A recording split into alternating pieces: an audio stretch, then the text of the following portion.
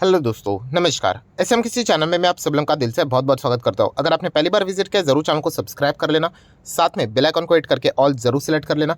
उसी के साथ साथ फ्री स्टॉक मार्केट क्लासेस इस चैनल को भी चाहो तो फॉलो कर सकते हो, सब्सक्राइब कर सकते हो। यहाँ पर भी बेल आइकन को हिट करके ऑल जरूर सेलेक्ट करके रख लेना। इस चैनल का लिंक आपको ऊपर आई बटन पे या फिर नीचे डिस्क्रिप्शन में मिल जाएगा। उसी के साथ साथ आज के दिन के पहले दो इंपॉर्टेंट वीडियोस, दोनों वीडियो को कवर कर लेना। लिंक नीचे डिस्क्रिप्शन में दे दिया है। तो चले दोस्तों, फिलहाल इस वीडियो को स्टार्ट कर लेते हैं। दोस्तों अभी हम लगा चुके हैं बिल्कुल हमारे नॉर्मल स्क्रीन के ऊपर। यहाँ पे कुछ इंपॉर्टेंट स्टॉक्स, उनसे जुड़े इंपॉर्टेंट बातें, अपडेट्स यहाँ पे सामने आ रही है। कुछ आपके डाउट्स भी है, वो भी क्लियर करने की कोशिश करूंगा। तो चलिए सबसे पहले शुरुआत करेंगे लक्स इंडस्ट्रीज। तो लक्स इंडस्ट्री की अगर हम लोग यहाँ पे बात करें तो टेक्सटाइल से जुड़ी हुई कंपनी एंड इनके जो CFO है उन्होंने यहाँ पे इस्तीफा दे दिया है। एंड यही खबर आज के दिन हम लोग को देखने को मिली, जिसके चलते थोड़ी सी नाराजगी इस स्टॉक में हम लोग को देखने को यहाँ पे मिली है। तो ये अपडेट आपको पता होना चाहिए। नेक्स्ट अगर हम लोग यहाँ पे बात करेंगे ट्राइडेंट, तो ट्राइडेंट टेक्सटाइल से जुड़ा हुआ स्टॉक है एंड आप सभी लोगों को पता है कि रॉ मटेरियल के दाम हम लोग को बहुत ही अच्छी तरीके से नीचे जाते हुए देखने को मिल रहे हैं। यान से रिलेटेड काम करने वाली भी जो कंपनीज है वहाँ पे भी हम लोग को अच्छा परफॉर्मेंस देखने को मिल रहा है। तो इसके चलते जो सेकंड हाफ रहेगा यहाँ पे इन कंपनीज का बहुत अच्छा यहाँ पे रह सकता है, जिसमें अनुमान लगाए जा रहे हैं ब्रोकर्स के चलते कि ट्राइडेंट का परफॉर्मेंस यहाँ पे बेस्ट यहाँ पे रह सकता है। तो ट्राइडेंट कोई खराब कंपनी नहीं है, जैसे कि आप सभी लोगों को यहाँ पे पता है कि अच्छी तेज़ी यहाँ पे एक तरफा तेज़ी आ जाती है तो हर किसी को वो पसंद आता है। जब गिरावट हो जाती है वो खराब हो जाता है। तो ओवरऑल कोई खराब नहीं है यहाँ पे कंपनी, नो डाउट। इतना अच्छा रिटर्न देने के बाद थोड़ा तो आराम करेगा, वही चीज़ें हम लोग को देखने को यहाँ पे मिली है। नेक्स्ट बात करेंगे दोस्तों Tata power. Yes, Tata power में आज के दिन 2% के आसपास की तेज़ी देखने को मिली है। एंड टाटा पावर मतलब देखा गया तो दोस्तों ओडिशा, यस ओडिशा बहुत ही ज़बरदस्त अभी हाल ही में फॉर्म में हम लोग को देखने को यहाँ पे मिल रहा है। Tata power to invest 6000 crore in Odisha. So बहुत ही ज़बरदस्त खबरें देखने को मिले, बड़े बड़े प्रोजेक्ट्स हम लोग को ओडिशा में जाते हुए देखने को मिले, जो कि बहुत ही अच्छी बात है। Tata power to build 1000 electric vehicle charging points in Odisha. तो हाल ही में हम लोगों ने देखा था यहाँ पे टाटा, बिरला, अंबानी, अदानी हर कोई यहाँ पे ओडिशा में हम लोग को बिजनेस करते हुए देखने को मिल रहा है। नो डाउट उनका एक बहुत बड़ा प्रोग्राम भी हम लोग को देखने को यहाँ पे मिला था। इसके चलते बड़े बड़े इंडस्ट्रियलिस्ट वहाँ पे गए थे। वेदांता की भी अगर हम लोग बात करें तो उनके भी जो ओनर है वो भी वहाँ पे जाते हुए देखने को मिले थे। सो हर कोई वहाँ पे इंडस्ट्रीज खड़े करते हुए देखने को यहाँ पे मिल रहे हैं। तो इसके चलते बहुत ही अच्छा खासा जॉब क्रिएशन भी होते हुए देखने को यहाँ पे मिलने वाला है। सो बहुत ही ज़बरदस्त न्यूज़ हम लोग को देखने को मिले, जिसमें टाटा के ओर से एक और एडिशनल न्यूज़ हम लोग को आज भी देखने को मिली है, जो कि है टाटा पावर से रिलेटेड। तो टाटा पावर कोई खराब कंपनी नहीं, एज यूजुअल जैसे मैंने कहा कि एक साल का डेटा देखोगे बिल्कुल फ्लैट, कोई रिटर्न्स नहीं है। यहाँ से शुरुआत हुई थी, ऊपर गया, फिर वापस नीचे आया एंड वहाँ पे ही हम लोग को वापस आते हुए देखने को मिल रहा है। रिटर्न्स देखेंगे एक साल के तो 0.95, मतलब 1% भी नहीं। बट कोई बात नहीं, जैसे कि मैं 5 साल का डेटा आपको दिखा चुका हूँ कि ये एक तरफा तेज़ी आपको ऐसे देखने को मिली, ये भविष्य में भी देखने को मिलेगी। बिकॉज बिजनेस में मुझे पर्सनली इसका भरोसा है। इलेक्ट्रिक व्हीकल, उसी के साथ साथ रिन्यूएबल एनर्जी, इसमें अगर देखा गया तो कंपनी बहुत ही अच्छा खासा बिजनेस आगे कर सकती है। एंड ये जितने भी इस सेक्टर से जुड़े हुए कंपनीज है ना, अगर आप इलेक्ट्रिक व्हीकल पे दाव लगा रहे हो या फिर रिन्यूएबल एनर्जी के ऊपर दाव लगा रहे हो, तो कोई भी स्टॉक में आप लोगों ने 5 साल से कम दाव लगाना नहीं चाहिए, बहुत ही लंबा दाव लगाना पड़ेगा, क्योंकि अभी ये जस्ट शुरुआत हुई है। सो आने वाले समय में ये कंपनियां बहुत अच्छा परफॉर्मेंस दे सकती है, इस उम्मीद के चलते लोगों ने पैसा लगा के रखा हुआ है। तो ये भी पॉइंट आपको पता है यहाँ पे होना चाहिए। नेक्स्ट अगर हम लोग यहाँ पे बात करेंगे दोस्तों तो BCG में अभी कितनी बार मैंने आप लोगों को बताया दोस्तों, ये मतलब ऑपरेटर्स यहाँ पे बहुत ही ज़्यादा एक्टिव रहते हैं, बहुत ही ज़्यादा वॉलेटाइल ये स्टॉक देखने को मिल जाता है। सो इग्नोर करोगे तो ही ठीक रहेगा। हाँ, अगर आपको लर्निंग पर्पज़ के लिए जाना है तो आप छोटा मोटा मतलब अमाउंट यहाँ पे लगाने का विचार कर सकते हो। हाँ, अगर आपको ये लगता है स्टडी करने के बाद सर नहीं मुझे ये कंपनी बहुत अच्छी लगी है, तो डेफिनेटली फिर आप उसके हिसाब से रिस्क लेकर आगे बढ़ सकते हैं। पर देखिए ये जो कंपनी है एक स्मॉल कैप की कंपनी है, एंड स्मॉल कैप है इसीलिए नहीं, मैं तो आपको बहुत सारे स्मॉल कैप स्टडी करने के लिए दिया हूँ।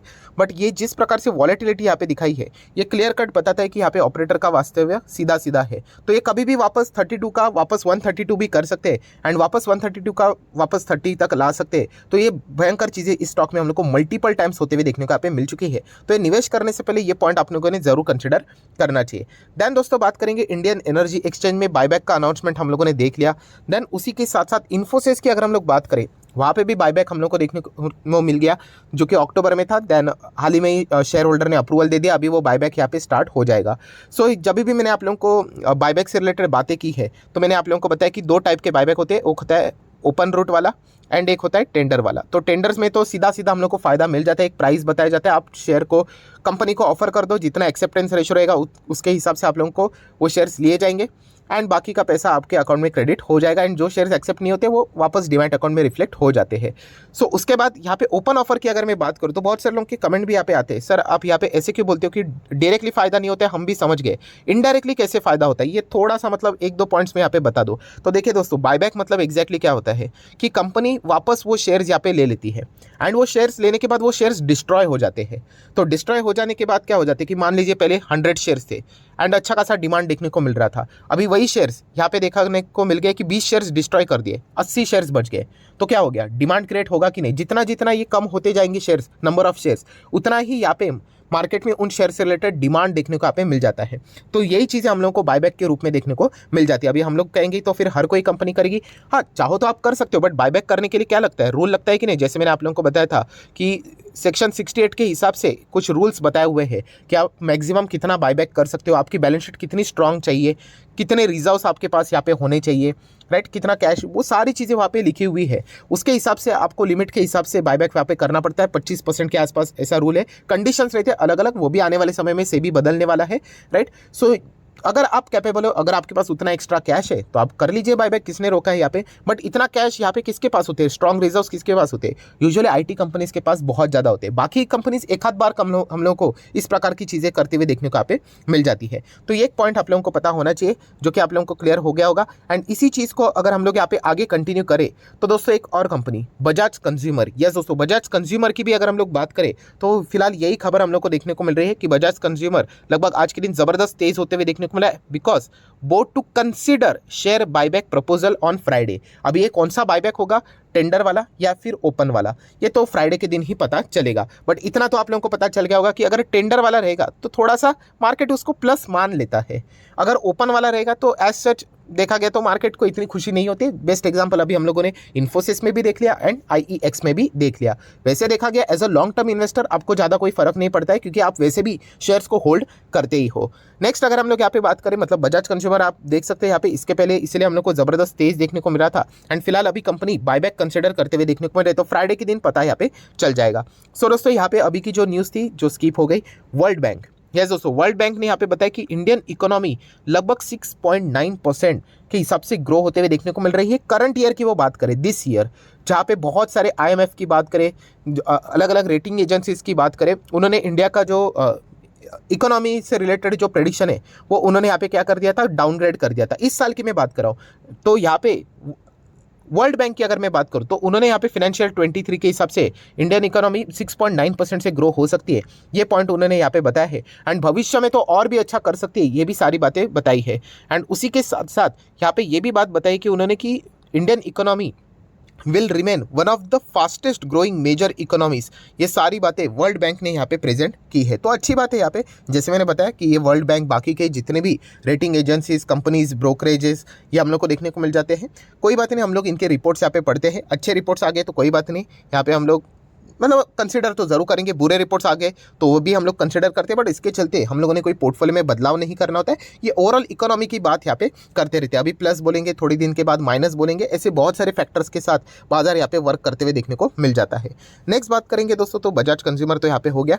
IRCTC, यस IRCTC में आज अचानक हम लोग को गिरावट भी देखने को यहाँ पे मिली है, तो उसके पीछे का रीजन क्या है, तो दोस्तों फिलहाल तो बाजार में ऐसी खबरें उड़ती उड़ती देखने को यहाँ पे मिल रही है कि माइट भी IRCTC में OFS यहाँ पे आ सकता है करके। देखिए OFS आएगा नहीं आएगा ये किसी को भी पता नहीं। जैसे मैंने बताया था कि जैसे 3:30 यहाँ पे बच जाते हैं, मार्केट क्लोज हो जाता है, उसके बाद अगर आपको जानने की OFS आए कि नहीं तो एक काम कीजिए, रोज डेली बेसिस के ऊपर IRCTC का शेयर NSE के ऑफिशियल वेबसाइट पे जाके चेक कीजिएगा एंड कंपनी इन्फॉर्मेशन रहेंगे उसके ऊपर क्लिक करने का एंड यहाँ पे देख लेने का कहाँ पे कि कॉर्पोरेट अनाउंसमेंट रहेगा, उसी के साथ साथ बोर्ड मीटिंग रहेंगे, तो वहाँ पे आप लोगों को सडनली एक यहाँ पे अपडेट देखने को मिलेगा OFS से रिलेटेड। एकदम शाम को ही आ जाता है, 6 बजे, 7 बजे, 7:30 बजे, 8 बजे के आसपास कि एंड ये भी बताया जाएगा कि कल यहाँ पे ये विंडो ओपन होने वाला है करके। सो यहाँ पे IRCTC में आज के दिन जो प्रेशर यहाँ पे देखने को मिला है, फिलहाल ये ऐसी बहुत सारी अफवाहें हम लोग को देखने को मिली थी। एग्जैक्टली कोई भी बोल नहीं सकता कि OFS आ रहा है कि नहीं आ रहा है, क्योंकि ये इंटरनल मैटर रहता है। कोई अगर सीना चौड़ा करके ये बोलेगा ना कि मुझे पहले से ही पता था OFS के चलते,